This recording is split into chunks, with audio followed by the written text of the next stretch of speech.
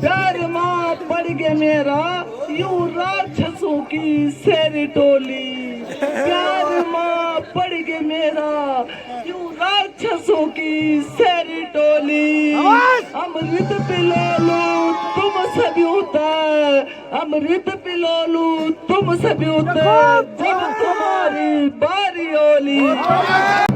प्रस्तुत होते हुए समुद्र मंथन के उपरांत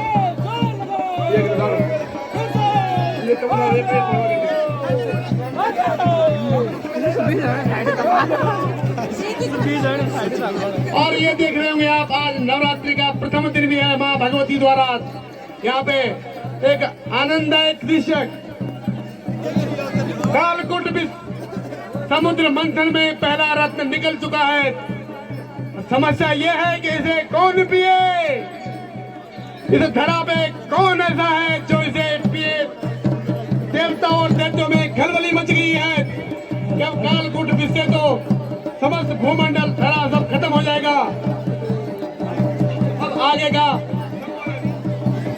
कालकेतु मंथन में रत्न निकल चुका है। संधि के अनुसार तुम इसे ले लो। सावधान कालकेतु सावधान, ये कालकूट विषय है, सावधान।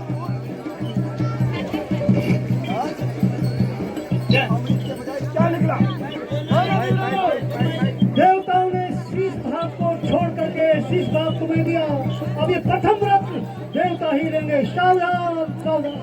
दानवीरों, मंथन प्रक्रिया में पहला रत्न कालकूट विष निकला है, जिसकी महक अग्नि से पूरी सृष्टि भस्म हो सकती है। छोड़ दो, छोड़ दो, भागो, अपनी जान बचाओ, भागो।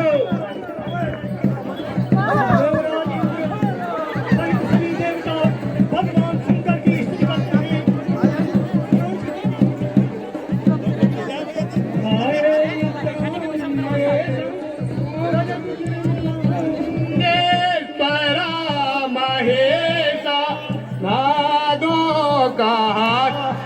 ये आप लोग देख रहे होंगे, कालकूट विष निकलने के पश्चात देवता और दानव भगवान शंकर की स्थिति में लगे हुए हैं। भगवान शंकर अपने योग निंद्रा में, योग निंदा से जागते हुए कि ये क्या हो गया है। आज देवता और दानव ये कहते मेरी स्तुति कर रहे हैं। देवादिदेव स्वामी तुंगेश्वरा, नागों का हाथ तेरा, बागंबरा तू सेरा, तन में विभूत रमसा, तू आस दोष सबका, तेरा कुटुंब स्वामी भवनों में है अनोखा, तेरा त्रिशूल डमरू बातों का है सहारा, तुम काम की कला हो, जग को चलाने वाले, मैं भोले भाले शंभो, बस में रमा गिरवाए, होगी जो भूल हमसे उसे माफ करना,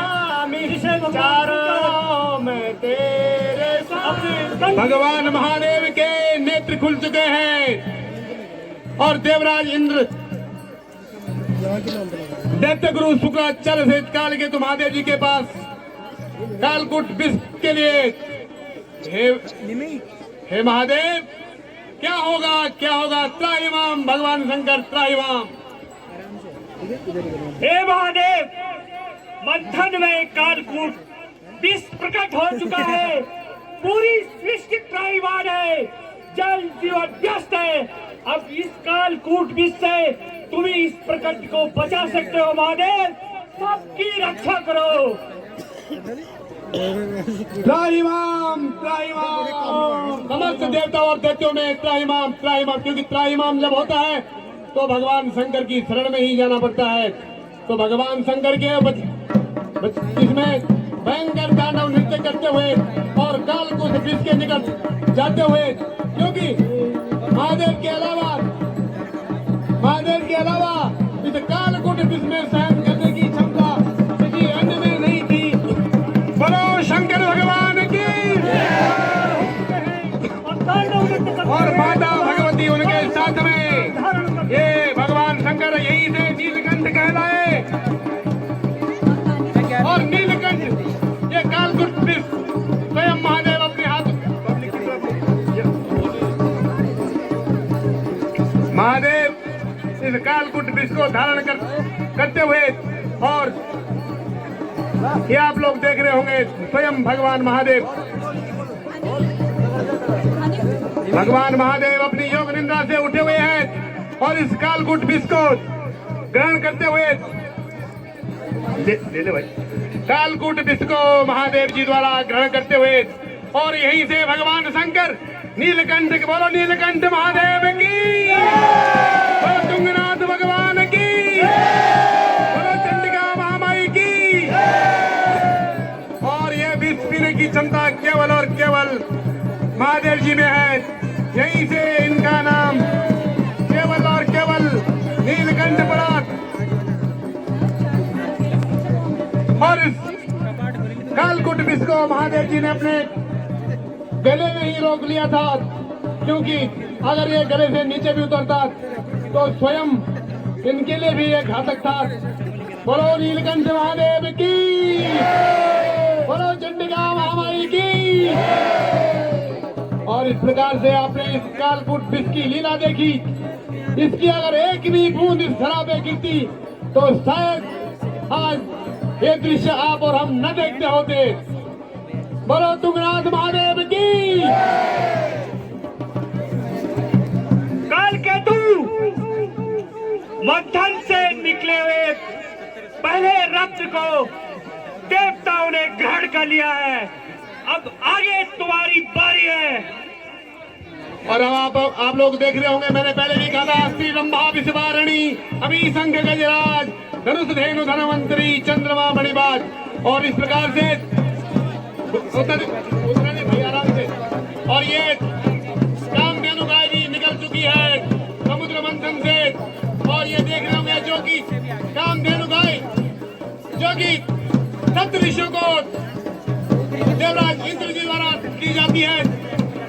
बोलो तुंगेश्वर महादेव की। ऐरावत हाथी स्वयं देवराज इंद्र को दिया जाता है, जिसमें कि इंद्र अपनी सवारी रखते हैं। और अब आप ये देख रहे होंगे इस प्रकार से ये कौस्तुभ मणि जो कि स्वयं नारायण अपने पास रखते हैं। कौस्तुभ मणि और ये स्वयं नारायण भगवान को अर्पित हो जाती है। बोलो नारायण भगवान की। मैंने पहले भी कहा था, रंभा जो कि समस्त देवताओं और दैत्यों को आकर्षित करते हुए रंभा नाम की जो अप्सरा थी, इतनी आसक्त थी जो कि किसी भी पर पुरुष को अपने पास रखने की क्षमता रखती थी। ये रंभा नाम की जो अप्सरा है, इसके अंदर ऐसी क्षमता थी, समस्त देवता और दानव आसक्त हो जाते थे इसके ऊपर। और अब निकलने वाली है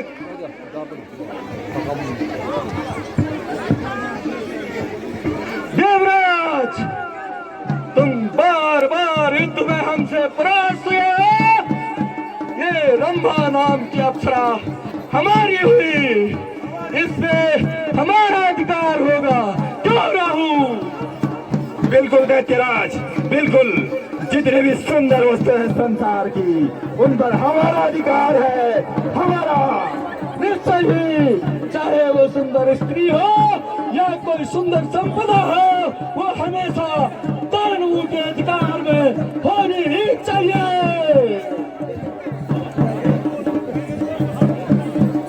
आप देख रहे होंगे रंभा का नाम लिया और दानव और दैत्यों में खलबली मच गई।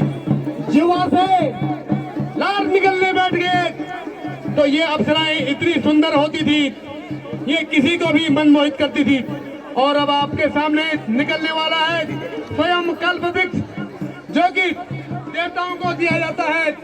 ये आप देख रहे होंगे कल्पवृक्ष, ये देवता भी दैत्य भी से खींचने के लिए लालयित होते हैं, परंतु कहाँ उनकी मति, इस समय वो धड़ाधड़ नीचे गिर रहे हैं, इसलिए ये देवताओं के पास। और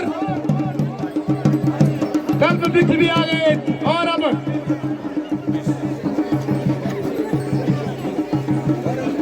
देवी लक्ष्मी उत्पन्न होने वाली है समुद्र मंथन से। ये माता लक्ष्मी, जिनका स्वरूप, जिसको कि स्वयं भगवान नारायण अपने पास रखते हैं।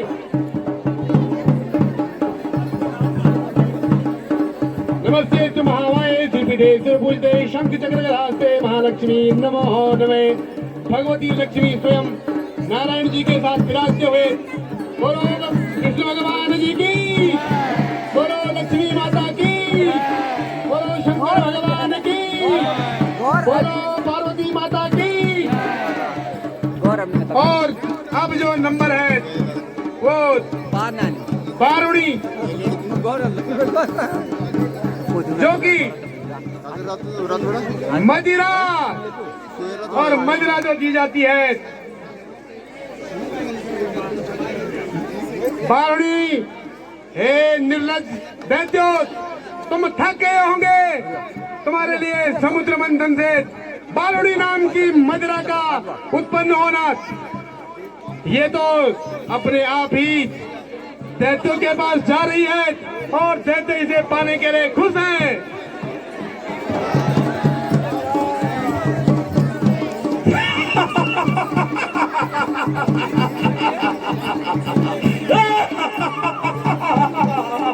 प्रभु देखो तो, आओ देखो तो, बारुणी तो हमें मिली, लेकिन ये जो सुंदर कन्या जिसे ये लक्ष्मी कह रहे हैं, वो भी हमारी होगी। मैं तो यही चाहता था महाराज, आपकी तो वैसे भी कई महारानियां हैं, अवश्य एक मेरे हिस्से में भी आ जाती। बिल्कुल आएगी, अवश्य आएगा। पहले आप इस सोमरस का पान करो और इसके बाद ये देवेंद्र, इस लक्ष्मी पे हमारा भी अधिकार है, हमें भी इसमें बराबर का हिस्सा चाहिए।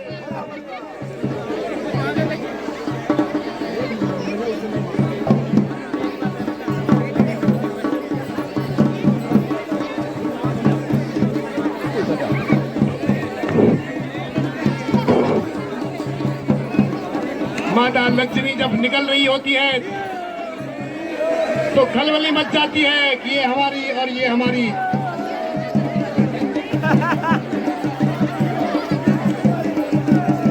कालकेतु,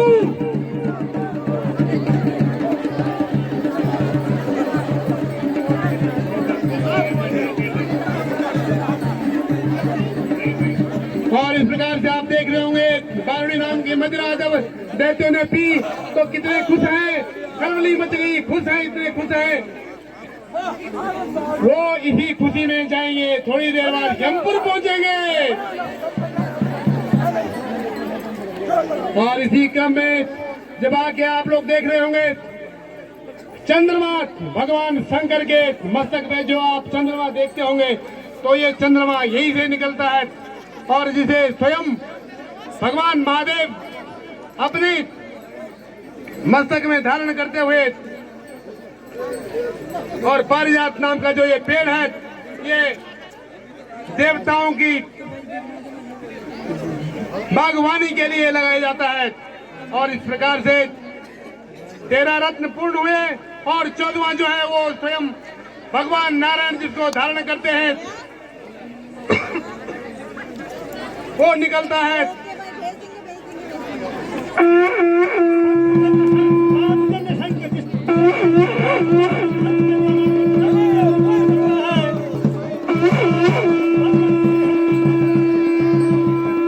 प्राप्त करते हैं। और ये पंचजन्य शंख जिसे स्वयं नारायण धारण करते हैं। बोलो विष्णु भगवान की, बोलो लक्ष्मी माता की।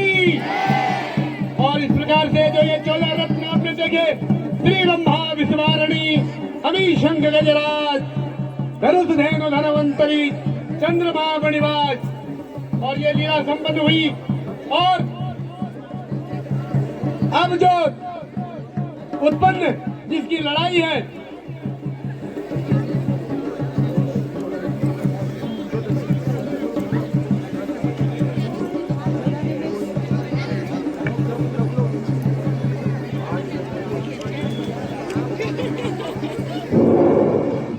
ये आप देख रहे होंगे कि स्वयं वासुकी किस प्रकार से फुंकार लेते हैं। और ये जब अमृत कलश इसमें उत्पन्न हो गया,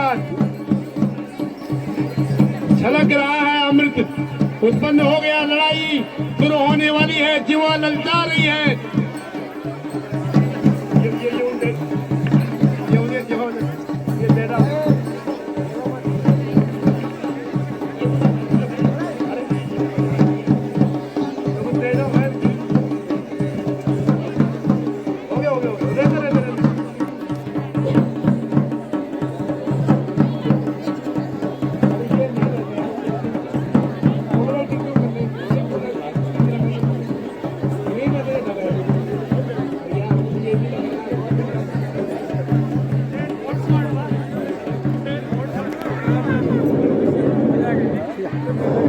और नारायण फिर मोहिनी का रूप रखते हुए आ जाते हैं।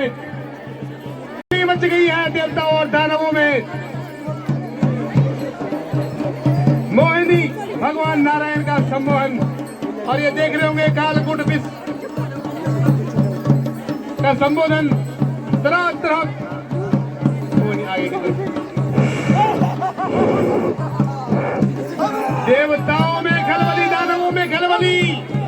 अमृत के लिए कहीं ले जाएंगे, अमृत ले जाएंगे, लेकिन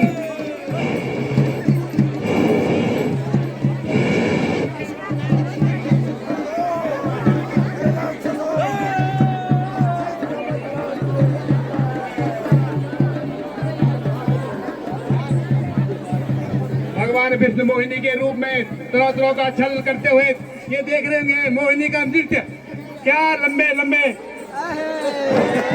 ये मोहिनी भगवान विष्णु द्वारा ये क्या नृत्य हो रहा है दैत्यों को लुभाने के लिए।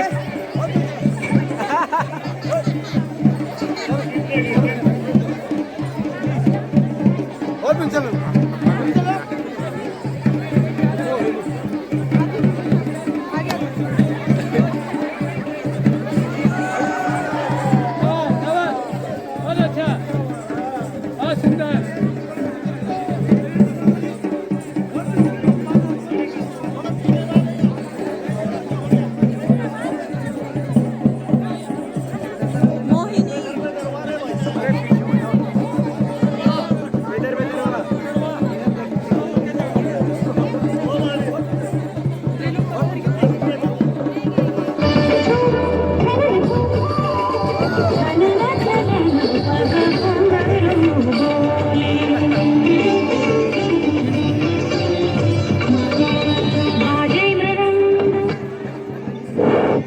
ये आप देख रहे होंगे कि दानव कितने आसक्त हो रहे हैं, छोटे छोटे नृत्य कर रहे हैं माता मोहिनी को देखते हुए, क्योंकि भगवान नारायण, मोहिनी का रूप भगवान नारायण ने रख लिया है। दैत्यों से उनका कलश, अमृत का कलश छीनना है, उनको आसक्त करना है।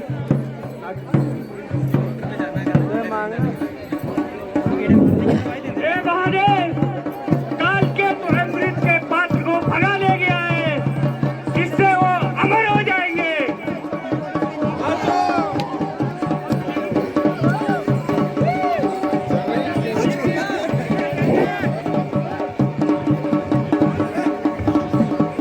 हे सुंदरी, हे मृगलोचनी, तुम किस लोक की वासी हो जो हमारे सभागार में पधारी हो, और तुम्हारे यहाँ पधारने का उद्देश्य क्या है?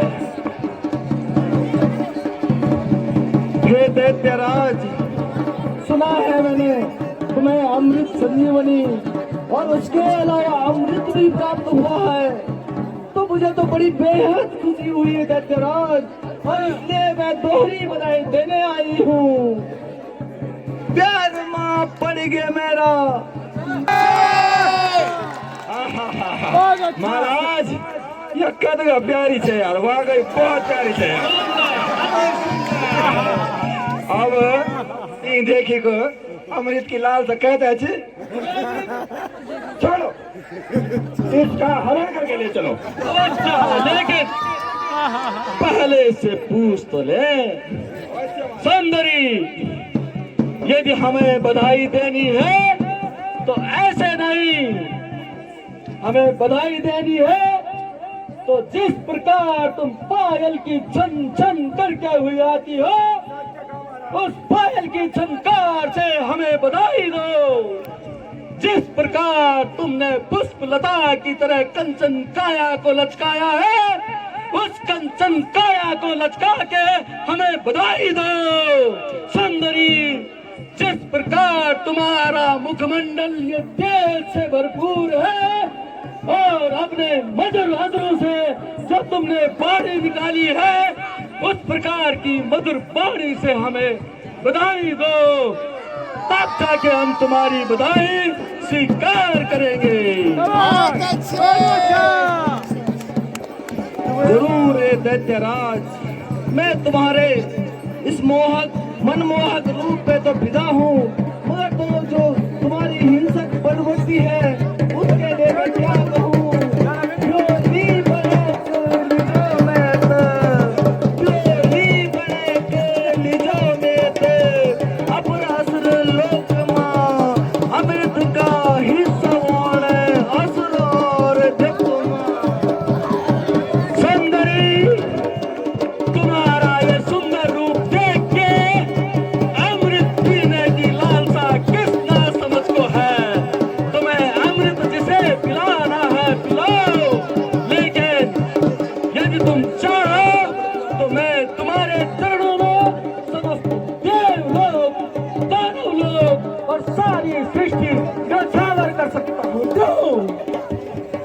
सत्य कहा दैत्यराज, आपने निसंदेह सत्य कहा। इस सुंदरी में ऐसी अप्रतिम आभा है कि तीनों मुकुट के राज मुकुट इसके चरणों में डाल दिए जाए तो भी इसकी सुंदरता के सामने कुछ नहीं है। तो आपका क्या कहना महाराज, क्या किया जाए इस सुंदरी का? ए सुंदर मोहिनी, तू मोहिनी नहीं है, मनमोहिनी है, जगमोहिनी है। यही तो तेरा काम है, अपनी सुंदरता से पूरे जग का मन मोह लेती है। अब तो हमें चाहे तू अमृत पिला या फिर विष पिला, हम तो तेरे चरणों में हैं। इच्छा तेरी, किसके हिस्से क्या देती है? हे दैत्यराज, मैं मानती हूँ तुम्हें मुझसे प्रेम है, मगर मैं इस आमंजस्य में हूँ। कितने लोग मुझसे प्रेम करते हैं और मैं कहाँ जाऊंगी? ये रूपा का जालमा, ये रूपा का जालमा, कथी के लोग फंस गए होला। ये रूपा का जालमा, कथी के लोग फंस गए होला। सुंदरी, सत्य है, बिल्कुल सत्य है, तुम्हारे ये मनमोहक रूप किसी को भी भ्रम में डाल सकता है। दैत्य मित्र राहु, आप क्या कहना चाहेंगे इस सुंदर स्त्री की सुंदरता के बारे में? इसकी सुंदरता के तो क्या कहने महाराज, ये बिल्कुल सत्य कह रही है। इसके मनमोहक चाल, सुंदर रूप, तरुणी यौवन में कोई भी फंस सकता है, और मैं भी फंस चुका हूँ। दैत्य मित्र, यदि ये सुंदरी मान जाती है तो निश्चित रूप से इस बार मैं इनसे आपके विवाह का प्रस्ताव रखूंगा।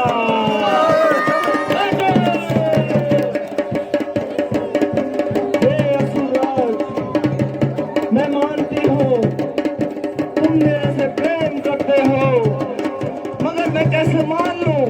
तुम्हारे हाथों में तो तलवार खड़ी है, मेरी जगह कहाँ बसती है? प्यार प्रतिज्ञा कर दो मैं से असुर राजा बता मैं तय तलवार तेरी बाहों माची मेरी जगह बता मैं तय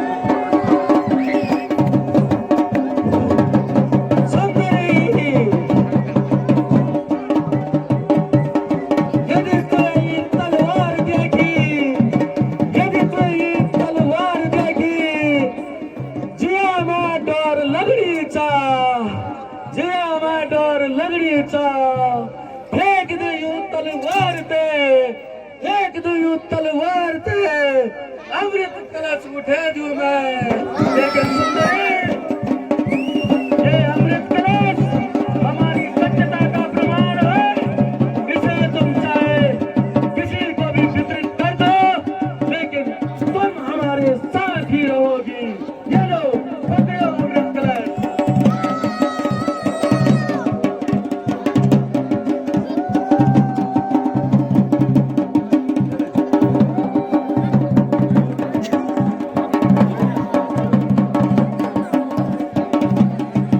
प्रकार से कोई रूप भगवान विष्णु द्वारा और दैत्यों को समझाते हुए क्या बैठो लाइन में और तुम्हें मैं अमृत पिलाऊंगी।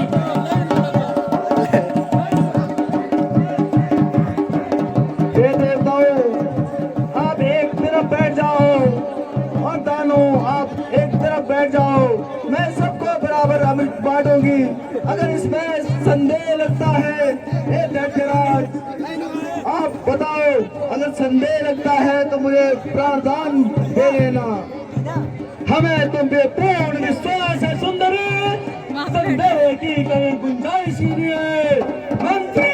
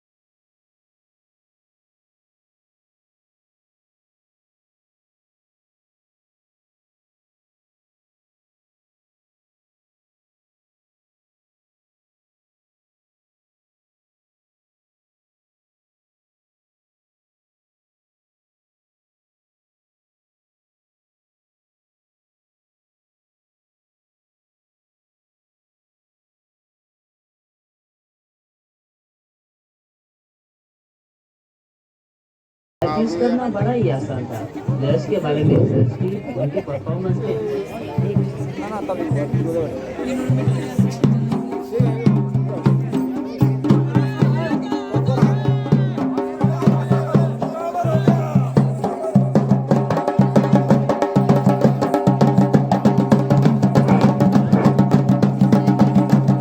एक अर्जुन दैत्य की सभा में बैठ जाता है।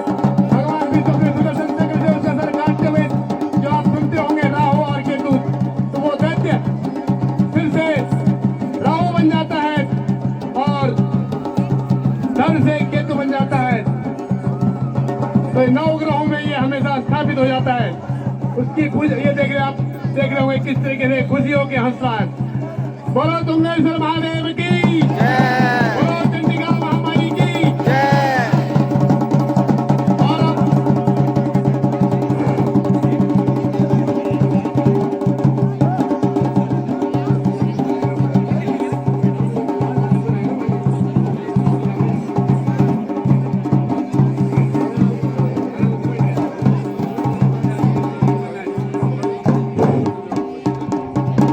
तो बहुत बहुत धन्यवाद समस्त आगंतुकों का।